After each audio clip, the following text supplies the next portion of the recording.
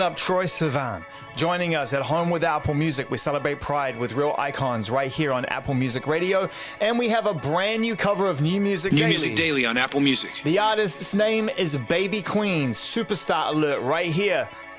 What's going on in that head of yours between a manifestation of destiny and the desire for things that you can or cannot have versus the alien on your shirt? You have interesting thoughts turned to music. Let me just go straight in. When did you realize as a kid that you thought different? I think it was around about the time I started to draw in pink pen all over my bedroom walls, like eyes, like these crazy drawings. And my parents thought I was crazy, but yeah, I think it was around the time of being like 10. It was just like I knew that I like felt things really deeply. But yeah. And they let you. That's the most important thing, is they let you draw all over your room, right? Which is awesome. It's really cool, man. I think, you know, they were a bit freaked out in the beginning. But yeah, they've always been incredible and have really supported my madness, which is amazing. Well, you know, it's turned into music, as, you know, healthy madness does. I mean, music doesn't come from a place of generally of like calm, peaceful equilibrium. Normally it comes from a restlessness and a need to express.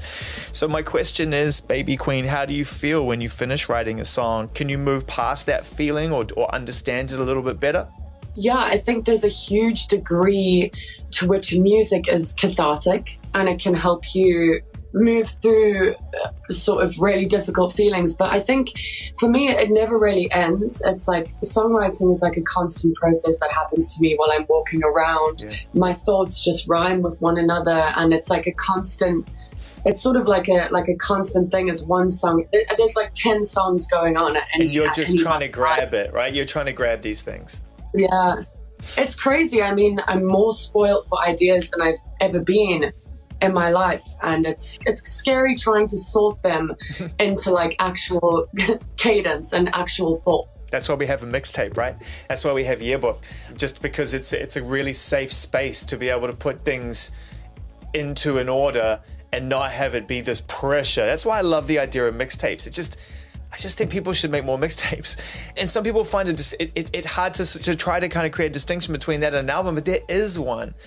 Sometimes your best mistakes are your best moves. I agree. I think that there's been something about being able to make a mixtape.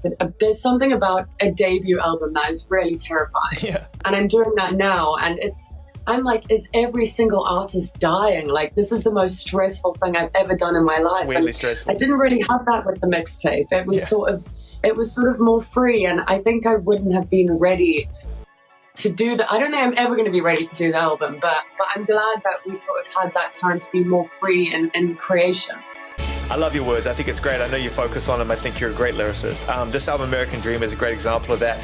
You know, it starts out, it's like, as I said before, can I manifest this destiny, this idea of like having this energy and ability to draw things to you, which I actually fully believe in, and I love it. And even if it does or doesn't work, I like it as a concept more than random. But then it sort of flips into this idea of what is desire. Where were you when you wrote this, and how did you conjure it up? I was actually in a city called Bath. I was 20 minutes outside of it on this farm with like 3 horses and a cow and me. And yeah, I think at the time I just had this idea of like, I had this like crush, infatuation, whatever. And like you say, I think manifestation for me, like the song starts with the lines, my wildest dreams always come true. And like they always have. That's the crazy thing. And it's not like in some voodoo way. It's just, if you want something, you sort of direct your life like a river towards that thing. You meet people, you bring those people in. And so it was sort of about that, and then just like a play on like the American dream and how it's just kind of this like falsity, and this romance in my head was a falsity. And you know, it was a fun song to write. I remember being like really freaked out by like the lack of syllables. I couldn't, like, they weren't, and the melody I wanted, there weren't enough syllables. It was like the other way around. I was like, oh my God, everyone's going to think I'm stupid. But I need more syllables. I know, I'm just like, syllables, please. Yeah. If you're listening to Babyqueen for the first time, right on time, just getting warmed up, mixtape impending, debut album underway. American Dream with Maya, sounding amazing. That's her cover. New music daily on Apple Music. Fantastic. That was a really great hour. Really enjoyed hanging out with my team live on Apple Music Radio. Coming up second hour, the remarkable Troy Sivan takes us through his favorite music, Pride Month. Fame Low. Apple Music.